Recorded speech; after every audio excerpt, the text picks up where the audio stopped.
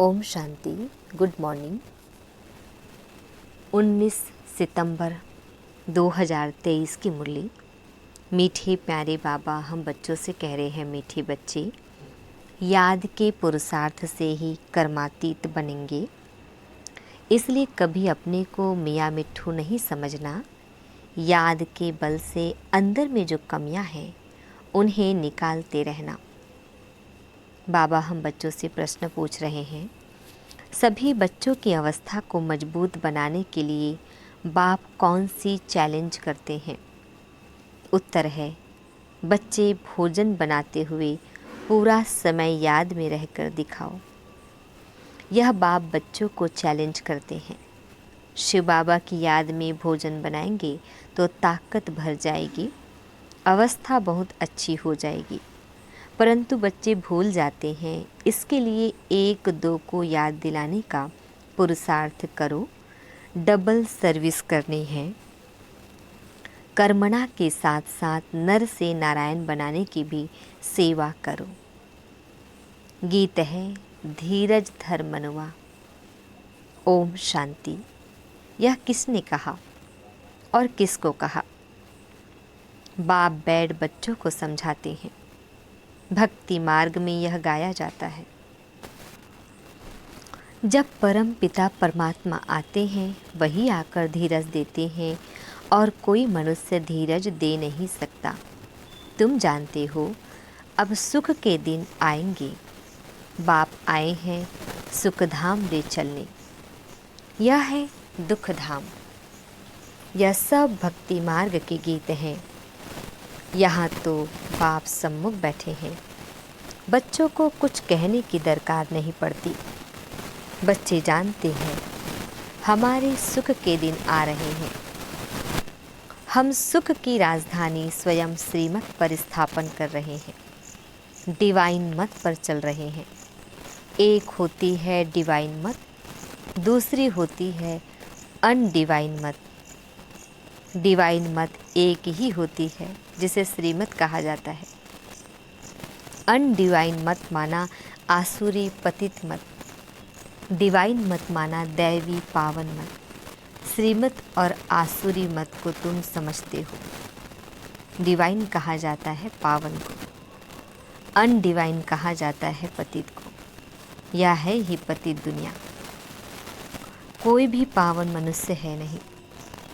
पावन मत देने वाला एक ही पतित पावन बाप है। उनको सब याद करते हैं। पावन सृष्टि सतयुग को, पतित सृष्टि कलयुग को कहा जाता है। यहाँ सब है ही अनडिवाइन। डिवाइन फादर एक होता है। पतित दुनिया में कोई डिवाइन फादर होता नहीं। यह संगम का युग है। यह युग तुम्हारे लिए है, दुनिया के लिए नहीं है। दुनिया तो समझती है संगम युग आने में बहुत वर्ष पड़े हैं। बाप आते ही हैं पतित कलयुग को पावन सतयुग बनाने। ऐसे तो वे कुमार और कुमारियाँ भी डिवाइन पावन हैं, परंतु फिर पतित जरूर बनना है। विकार से जन्म लेते हैं। इसलिए इस विकारी दुनिया में कोई डिवाइन नहीं होती। डिवाइन निर्विकारी को कहा जाता है। निर्विकारी होते हैं निर्विकारी दुनिया में। वह है ही वाइसलेस संपूर्ण निर्विकारी दुनिया। जबकि संपूर्ण निर्विकारी दुनिया है तो संपूर्ण विकारी दुनिया भी होगी। यह है संपूर्ण अनडिवाइन दुनिया।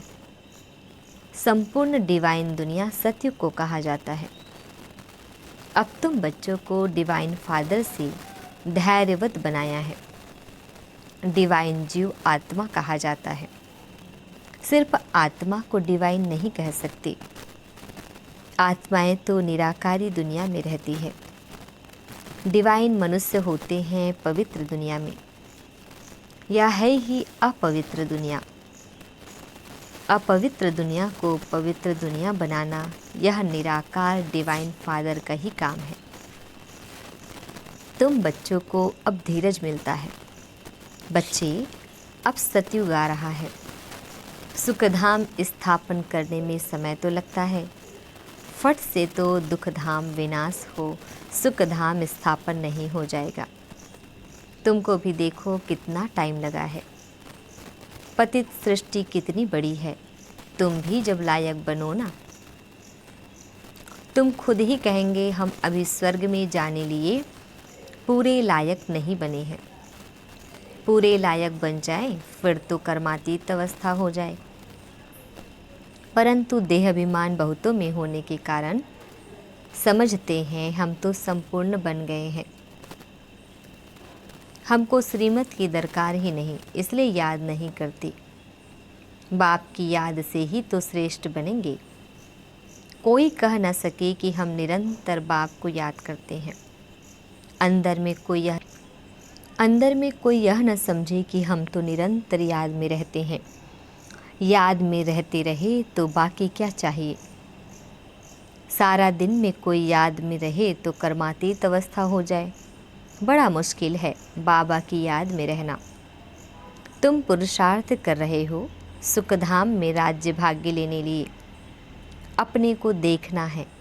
अगर हमारे में बहुत विकार है, कमियां हैं, तो हम इतना ऊंच पद पा नहीं सकेंगे, निरंतर याद की दौड़ी लगा नहीं सकेंगे। अपने को मियाँ मिट्ठू नहीं समझना है कि मैं तो संपूर्ण हूँ। संपूर्ण होते ही है शिवालय सतयुग में। सारा भारत शिवालय बन जाता है। लक्ष्मी नारायण का राज्य चलता है।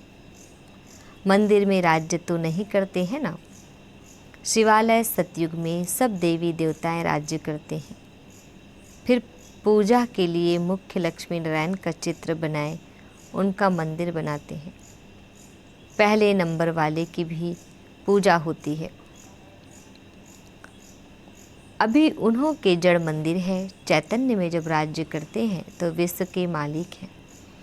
भल है भारत में ही, परंतु है तो विश्व के मालिक ना, और कोई राजाई ही नहीं। हम अभी फिर से अपना डिवाइन राज्य स्थापन कर रहे हैं। पावन दुनिया में जाने लिए पहले ज़रूर पावन बनना पड़े, मेहनत लगती है। जहाँ तक जीना है याद में रहना है, और ज्ञान की वर्षा तो होती ही रहती है। भिन्न भिन्न प्रकार से समझाया जाता है। वास्तव में लक्ष्मी नारायण के सिवाय डिवाइन अथवा पवित्र किसको कह नहीं सकते। बाप स्वर्ग स्थापन करते हैं फिर भी नरक बन ही जाता है। ड्रामा ही सुख और दुख का बना हुआ है। शंकराचार्य आकर अपने धर्म की स्थापना करते हैं, फिर भी डालियाँ पुरानी तो होगी ना। सन्यासियों की महिमा है। राम तीर्थ, विवेकानंद आदि गाए जाते हैं, क्योंकि शंकराचार्य के पिछाड़ी वाले हैं। नए नए आते हैं तो वह अपना शो करते हैं, परंतु इनको शिवालय तो नहीं कहेंगे। शिव का स्थापन किया हुआ सतयुग एक ही है। मनुष्य इन बातों को बिल्कुल नहीं जानते। ऐसे ही सिर्फ सुनने से कोई समझ ना सके। पहले तो 7 रोज आकर एम ऑब्जेक्ट को समझना है, और कोई पढ़ाई के लिए ऐसे नहीं कहा जाता कि पहले 7 रोज समझो। यह एक ही पाठशाला है जहाँ लक्ष्य दिया जाता है। पहले तो फादर को समझो।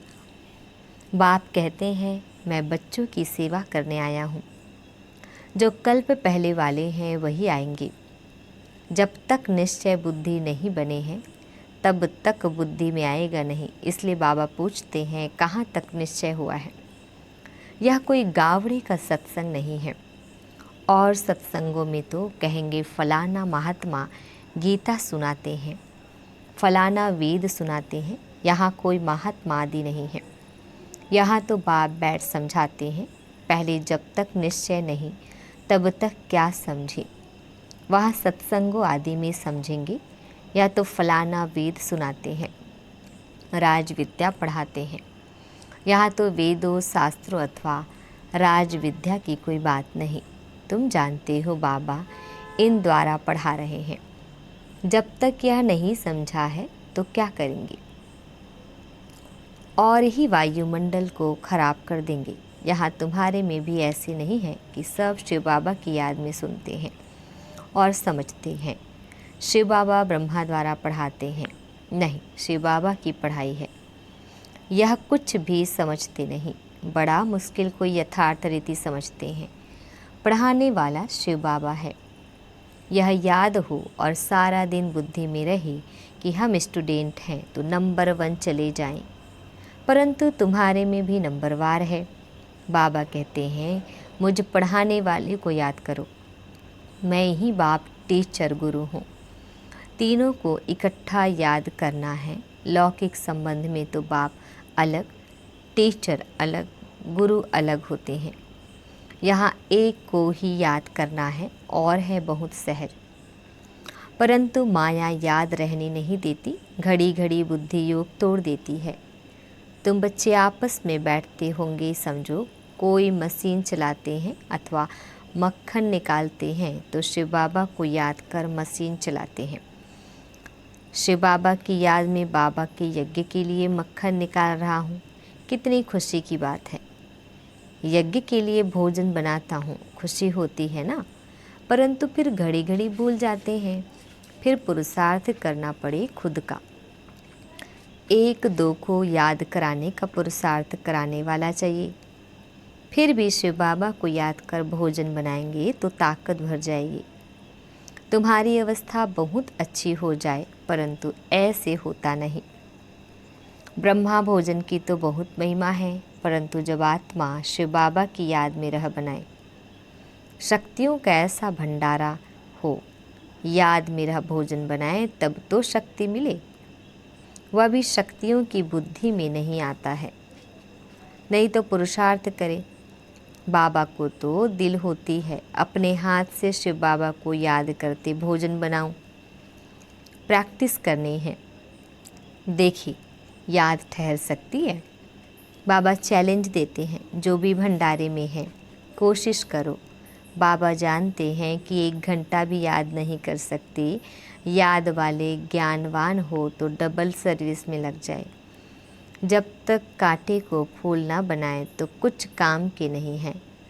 राजाई के लायक वह बनते जो नर को नारायण बनाने की सर्विस करते। जितना तकदीर में है वह अपने पुरुषार्थ से तकदीर को पाते रहते हैं।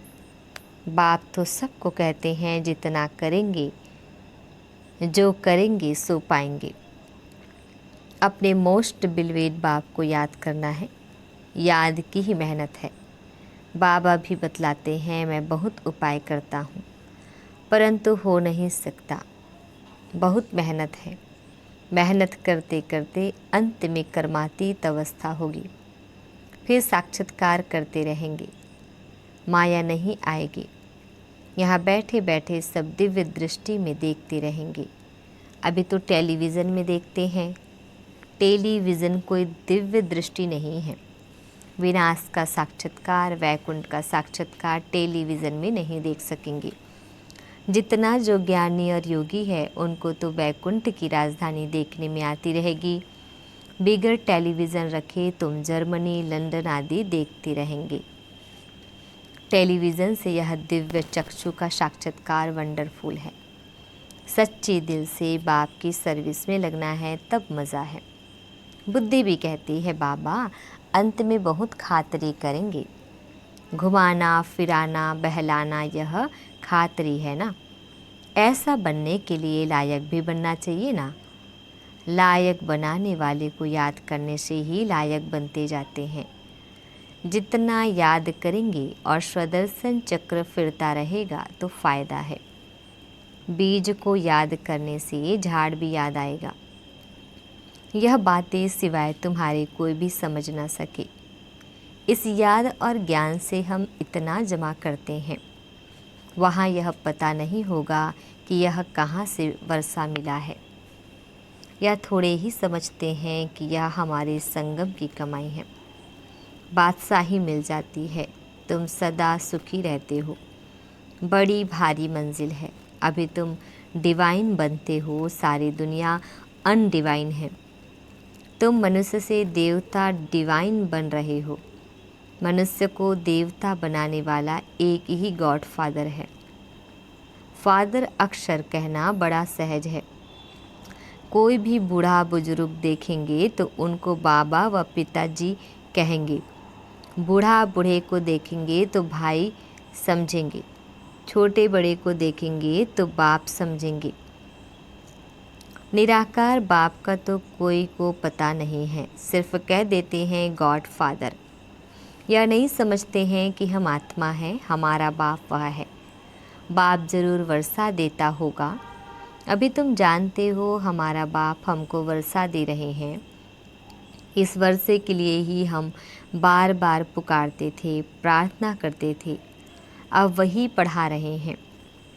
अभी हम प्रार्थना अथवा भक्ति करने से छूटे।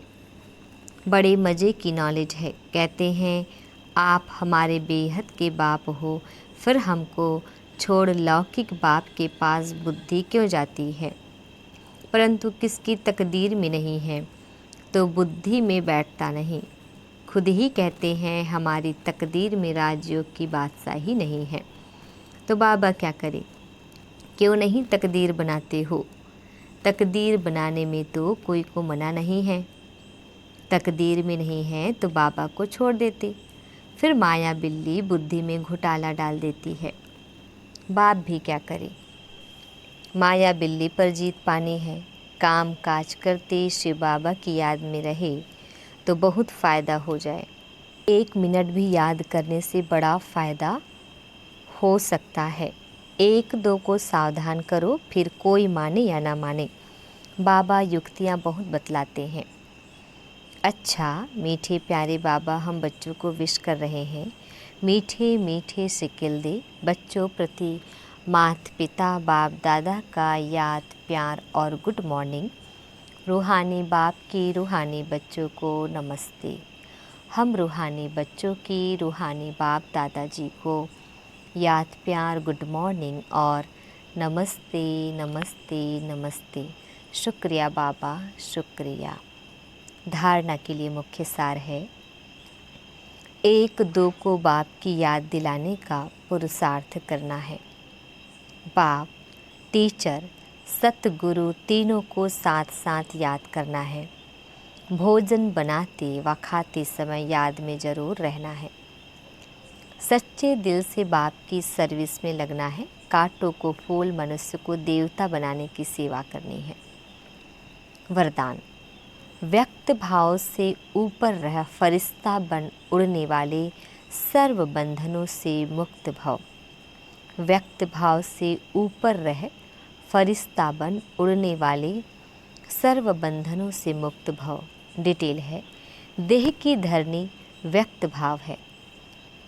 जब फरिश्ते बन गए फिर देह की धरनी में कैसे आ सकते? फरिश्ता धरती पर पाँव नहीं रखते। फरिश्ता अर्थात उड़ने वाले, उन्हें नीचे की आकर्षण खींच नहीं सकती। नीचे रहेंगे तो शिकारी शिकार कर देंगे, ऊपर उड़ते रहेंगे तो कोई कुछ नहीं कर सकता। इसलिए कितना भी कोई सुंदर सोने का पिंजड़ा हो, उसमें भी फंसना नहीं। सदा स्वतंत्र बंधन मुक्त ही उड़ती कला में जा सकते हैं। स्लोगन, असंभव को संभव कर सफलता की अनुभूति करने वाले ही सफलता के सितारे हैं। असंभव को संभव कर सफलता की अनुभूति करने वाले ही सफलता के सितारे हैं। ओम शांति।